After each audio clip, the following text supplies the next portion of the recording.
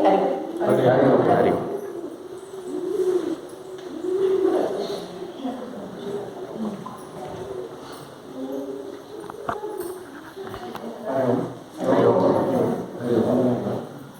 ಸ್ವಾಮಿ ವಿವೇಕಾನಂದರು ಭಾರತದಲ್ಲಿ ಹುಟ್ಟಿದ್ದು ಮತ್ತೆ ಭಗವಾನ್ ಬುದ್ಧ ಹುಟ್ಟಿದ್ದು ಈ ದೇಶಕ್ಕೆ ಕೀರ್ತಿ ತಂದಿರ್ತಕ್ಕಂಥ ಮಹಾನ್ ವ್ಯಕ್ತಿಗಳು ಬಹಳ ಪ್ರಮುಖ ಆಗಿದ್ದಾರೆ.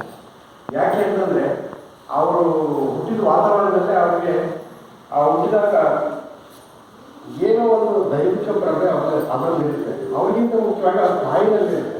ಸಣ್ಣ ವಯಸ್ಸಿನಲ್ಲಿ ಅವರು ಅವ್ರ ತಾಯಿಯಿಂದ ರಾಮಾಯಣ ಮಹಾಭಾರತ ಕಲಿತಾರೆ. ತುಂಬ ಚಿಕ್ಕ ವಯಸ್ಸಿನಲ್ಲಿ ಸ್ವಲ್ಪ ಹೈಸ್ಕೂಲ್ ಬರೋಷ್ಟೊತ್ತಿಗೆ ದೊಡ್ಡ ದೊಡ್ಡ ಗ್ರಂಥಗಳನ್ನೇ ಓದಿರ್ತಾರೆ.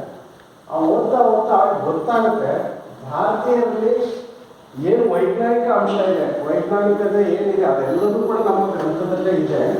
ಆದರೆ ಇಷ್ಟು ಕೆಟ್ಟ ಬಡತನ ಮಾತ್ರ ಈ ಭಾರತನ ಕಾಡ್ತಾ ಇದೆ ಅಂತ ಅದು ಸಣ್ಣ ವಯಸ್ಸಿನಲ್ಲಿ ಅವ್ರ ಮನಸ್ಸಿನಲ್ಲಿ ಪ್ರಭಾವ ಬೀರುತ್ತೆ.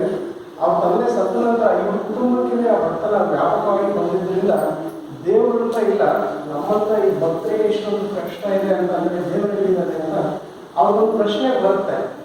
ಅದನ್ನು